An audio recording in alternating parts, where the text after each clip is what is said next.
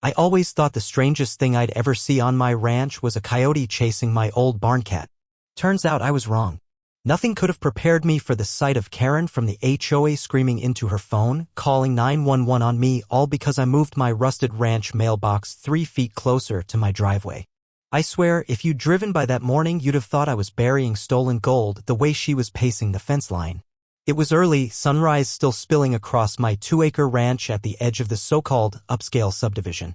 My grandfather built this place with his bare hands. The fence, the mailbox, even the battered windmill still creaking behind the shed, all of it's been here longer than the HOA ever existed. But none of that mattered to Karen. See, she's the self-appointed queen bee of our neighborhood. She polices grass height, driveway cracks, holiday lights, and apparently now mailbox placement. She pulled up that morning in her shiny SUV, windows rolled down, eyes narrowed like she'd caught a bank robber. Before I could explain that the county wanted mailboxes realigned for the new road, she was already on the phone, shrieking about property violations and trespassing. The 911 operator must have thought she was nuts. I know the sheriff's deputy did when he arrived and saw me standing there with a level and a shovel. But here's the twist, Karen's call set off something none of us expected. Turns out, shifting that old mailbox unearthed a decades-old surveying error. A forgotten corner marker buried under rocks suddenly meant my fence line wasn't where everyone thought it was. The more the county inspector poked around, the more they found Karen's pretty yard might actually sit a little too far onto my land. So now, because Karen called the cops over 3 feet of dirt, she's about to find herself tangled in a property lawsuit that could cost her a whole chunk of her precious backyard. And trust me, she's not going down without a fight. The real question is, just how ugly is she willing to get before she loses it all? By the time the sheriff's cruiser rolled away that morning, I knew this wasn't over. Karen didn't so much as glance at me, just revved her SUV like she owned the whole county road. A few neighbors poked their heads out, pretending to check their mail but really wanting to see the drama. It's the same every time. Karen stirs the pot and everyone else ducks for cover. Let me tell you something about this land. My grandfather bought this spread back when cattle outnumbered houses 3-1. He laid that fence line in 1968 after a local surveyor planted 4 old iron pins at the corners. Over the decades, storms and brush fires buried some of those pins. But the boundary never changed, at least not until fancy developers rolled in and carved out parcels for neat little suburban homes. Karen and her husband showed up about 5 years ago. At first, she acted neighborly enough, baking cookies, handing out HOA welcome packets. But it didn't take long for her true colors to show. She got herself voted in as HOA president, then made it her mission to preserve community standards. Which, if you ask me, really means micromanage every blade of grass within a mile radius. Her power comes from fear. No one wants to be on her radar. Last year, she fined the Johnsons for planting unauthorized shrubs. The year before that, she threatened old Mrs. Green with a lien when her Christmas lights stayed up till February. People grumble, but they don't stand up to her. I guess they thought I wouldn't either. When the county sent a follow-up letter about my possible encroachment discovery, I knew I'd stepped into a hornet's nest. If the survey holds, Karen's fence, patio, and even part of her fancy storage shed are sitting on my land. And now, word's trickling through the grapevine that Karen's not taking it well. Yesterday, I found her parked across from my fence line again. She just sat there, engine running, staring at me while I fed my horses. I've caught her snapping pictures at sunset, too. She claims she's documenting evidence for the HOA, but I know she's looking for dirt. The more she digs, the more the county digs, too. And that's what really scares her. The truth doesn't need her permission. If she'd just let my mailbox be, we could have saved everyone this mess. But when you pick a fight with the land itself, you'd better be ready for what comes crawling out of the dirt. And something tells me Karen's nowhere near ready. It didn't take long for the gossip to spread like wildfire through our quiet neighborhood. By the end of the week, the folks who used to wave politely as they drove past my gate were slowing down, rubbernecking, whispering to their kids in the back seat. Karen's version of the story was out there, that I was stealing her property with a shady mailbox trick, that the ranch boundary dispute would bring down everyone's property value. But the truth? It was starting to bubble up through the cracks she'd made. One afternoon, as I was unloading feed bags from the truck, I spotted my neighbor, Mark, leaning awkwardly over my fence. He's lived 2 doors down for 15 years, always kept to himself. One of those guys who just wants to mow his yard in peace and keep the HOA off his back. "Hey!" he called. eyes darting up the road to make sure Karen wasn't lurking nearby. Got a second? I set the bag down and wiped my hands on my jeans. Sure. What's up? He glanced at the freshly flagged stakes the county surveyor had marked. Look, I know what she's saying about you. But I've seen that corner pin before. Years ago, before they put up her new fence. I helped old man Jensen clear brush along that line. That marker was always yours. I felt a knot in my gut loosen just a bit. Why don't you say something? I asked. Mark let out a humorless laugh. You know how she is. Last time I spoke up, she fined me for parking my trailer overnight. I've got 3 kids, I can't afford to get on her blacklist again. But if it comes to it, I'll back you up. Just don't tell her I said anything yet. His words stuck with me long after he walked off. Because Mark wasn't the only one. A couple days later, I got an envelope in my mailbox, no return address, just a folded photo inside. It was an old aerial shot from county records showing the ranch fence line exactly where the surveyors are flagging it now. No note, just the proof. Karen, though? She's doubling down. She's filed a formal violation with the HOA, claiming I'm in breach of some obscure bylaw about fence height and mailbox placement. She's threatened daily fines, threatened to sue me for mental anguish, all while she's the one trespassing near my fence at night, snapping pictures through my hedgerow like some suburban paparazzi. My wife's had enough. She wants me to lawyer up fast, drag Karen to court, and end this once and for all. But there's a part of me that wonders, do I really want to scorch the earth? Some of these neighbors, folks like Mark, they deserve better than the mess this is turning into. But if I back down now, Karen wins. And that corner of my grandfather's land? It's not hers to take. So I've got decisions to make. Because under all her HOA rules and polished smile, Karen's hiding more than a fake property claim. If I dig deep enough, I might find the very thing that'll finally knock her off her self-made throne. One thing's certain, this fight over 3 feet of dirt is about to get a lot bigger. And this time, I won't be the one backing down. The county hearing date is set now. A slim envelope slipped under my front door like a warning shot.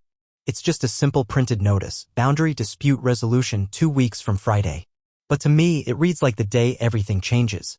Every time I drive my old pickup down our dusty road, I see Karen's shiny SUV parked at the curve by my fence, pointed straight at the flagged corner where my grandfather's marker sits. She's there at dawn. She's there at dusk. It's like she's trying to will the ground to shift under her feet, to erase the truth that's been buried under the soil for decades. Inside the ranch house, the tension is thicker than the summer heat. My wife's taken to sleeping with her phone on the nightstand, half expecting Karen to show up with another sheriff's deputy or some half-baked legal threat. Even the kids have started asking why that mean lady keeps driving by our place, glaring through the windows like she owns the land. I've spent late nights hunched over the kitchen table, old deeds and yellowed survey maps spread out like a puzzle I've solved 100 times but keep rechecking just to be sure. My lawyer, an old friend of my dad's, thinks we've got a slam-dunk case. But he also knows people like Karen don't go down easy. She's clever when she's cornered. Meaner, too. Last night, Mark slipped me a copy of an old HOA meeting recording he'd kept just in case. He said it was from the year Karen first got voted in as president, the year she lobbied to redraw some neighborhood lots to improve community appearance. Listening to her smooth, honeyed voice on that recording made my stomach twist. She talked circles around the other board members, convincing them a tiny corner adjustment on another neighbor's land would keep the block uniform. Turns out, that little adjustment was the first piece of this property mess. When I asked Mark why he didn't speak up back then, he just shrugged, eyes down. Karen has a way of reminding you who runs things around here. But not anymore. I can feel it building like thunder behind the fence posts. All her secrets, all her intimidation, about to break open in front of the county panel. I've gathered every scrap of proof. The county aerials, the old marker photos, the letters Karen slipped in mailboxes claiming I was harboring dangerous livestock to scare people off my side. What really got me, though, was her husband.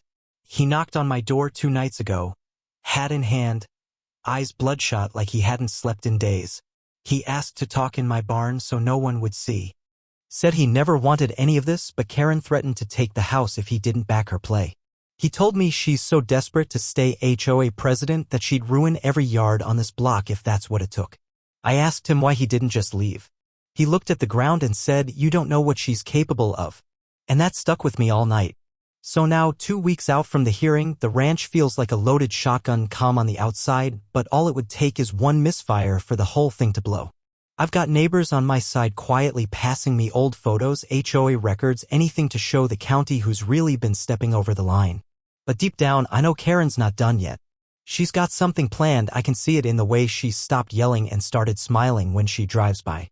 Like she knows a secret she's about to drop right in my lap at the hearing. I keep telling myself I'm ready for whatever she's hiding. But when you corner a snake, you better be sure you know where its fangs are. If you'd told me a month ago that an old mailbox could unravel this whole neighborhood, I would have laughed you off my porch. But with the hearing just days away, every conversation feels like I'm walking through a minefield, waiting for Karen's next move to blow up in my face. And she didn't disappoint. It was late afternoon when the twist hit me right between the eyes.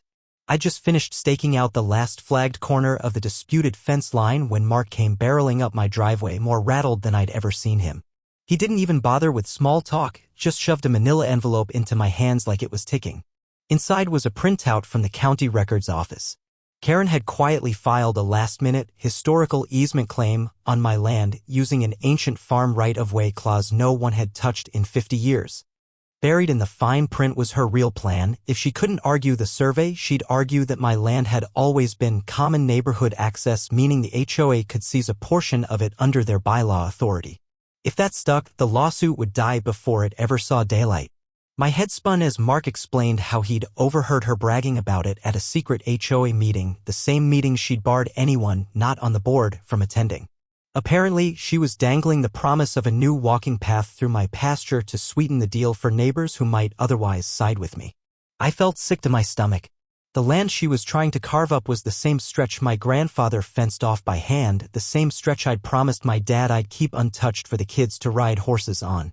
And now Karen was ready to sell it off as a community improvement, all to keep her name on a brass HOA plaque. I thought about my options. My lawyer said we could file an injunction to freeze her claim. But that would take time she'd used to twist more people around her finger. I could see it already. The gossip, the lies about me, blocking community amenities. The HOA newsletter she'd spin to make me look like the villain who stole their future playground. Meanwhile, her husband kept calling me at odd hours, whispering half-truths about bank statements and hush money Karen was promising certain board members. He sounded more broken every time, like he knew he'd chained himself to a sinking ship and now couldn't find the key to get free. What stung most was learning who else she'd pulled into her web. The same neighbor I thought would back me up in front of the county panel. Turns out he'd flipped. Karen promised him a slice of my land as a buffer zone if he testified against my corner marker. I spent that night pacing the fence line with my old hound trailing behind me, kicking up dust where the survey flags fluttered like tiny red warnings. The stars were so bright it almost felt peaceful until I remembered what was at stake. If Karen won this, she'd prove she could bend the county, the HOA, and my own neighbors to her will. And if she lost? She'd drag us all through the mud just to watch me bleed legal fees dry. I finally made my decision when I found the corner marker, the same old iron pin my grandfather buried so deep it took the county surveyor 2 hours to unearth. I ran my palm over the cool metal and swore under my breath if she wanted to fight for every inch, then every inch she'd get.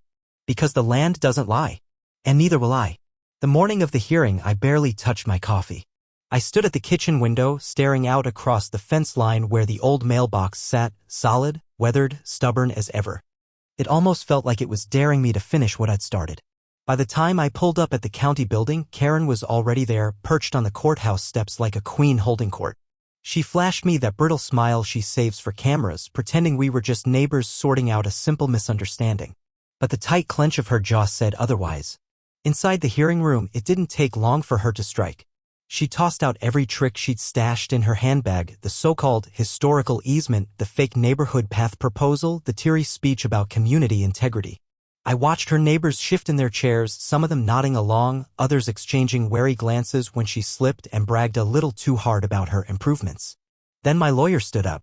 He laid out the old maps, the photos, the survey pins, the aerial shots dating back decades. And when Brave Mark cleared his throat and stepped forward with that old HOA meeting recording, you could feel the air shift. Karen's smile froze in place when her own voice filled the room, sweet-talking her way through that backroom deal years ago. Her husband sat at the back, head in his hands, like he'd been waiting for someone else to say what he couldn't. It didn't take long after that. The county board ruled the original fence line stands, the corner pin is valid, and her precious patio and shed? They're planted smack on my land. She'll either pay up or tear it down. But that wasn't the final twist. As everyone filed out, Karen tried one last desperate move, threatening me with another suit for emotional distress. The county clerk just shook his head and handed her a separate notice. The HOA board had convened an emergency vote while she was inside. Effective immediately, she was out as president. Removed. Done. When I got home that evening, the mailbox was still there, 3 feet closer to my drive than before. Stubborn as ever. Maybe a simple box of rusted tin doesn't seem like much, but it reminded me why this fight mattered. The line you stand on is yours to defend. And if a queen has to lose her throne to learn that, so be it. I used to think the only lines that really mattered on this ranch were the fence lines. Cedar posts, barbed wire, a rusted old gate that squeaks in the wind. But these past few weeks, standing up to Karen and her little kingdom, I've learned something bigger. The lines we draw with people, boundaries, trust, respect, those matter even more. It's been a month since the hearing. Karen's patio is gone now. Dismantled plank by a contractor she hired in a huff before the county could find her double. Her shed sits half-finished, a skeleton waiting to be moved, while a for sale sign leans lopsided at the edge of her lawn. Folks say she's packing up to move closer to her sister out of state. Part of me feels sorry for her. But mostly, I feel relieved. The neighbors who once stayed silent now stop by my fence with boxes of muffins, handshakes, even apologies. Mark came over last Sunday with his kids asking if they could help repaint the old fence line. We spent the afternoon brushing new white paint on splintered wood that's seen more storms than I care to count. The kids ran along the pasture with my old hound at their heels, laughter echoing off the barn walls that used to feel so heavy with tension. Some of the other folks, the ones Karen used to scare into quiet compliance, are finally talking about voting for a new HOA board that listens instead of bullies. They've asked me to run. I laughed so hard I nearly dropped my coffee. I told them I've got enough on my plate keeping my cattle fed and my fence posts upright. But it feels good to know they want to change.